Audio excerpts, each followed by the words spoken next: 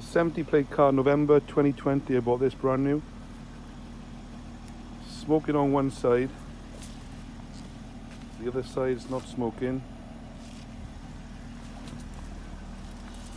Obviously it is a cold night, but even with normal temperatures, a lot of smoke coming off. Just want to know, is this normal?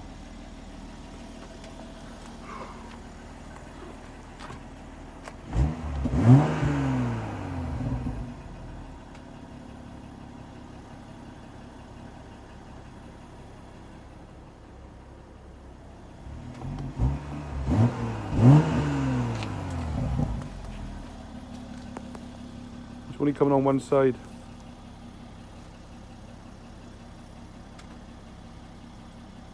Anyway, I'll upload this to YouTube.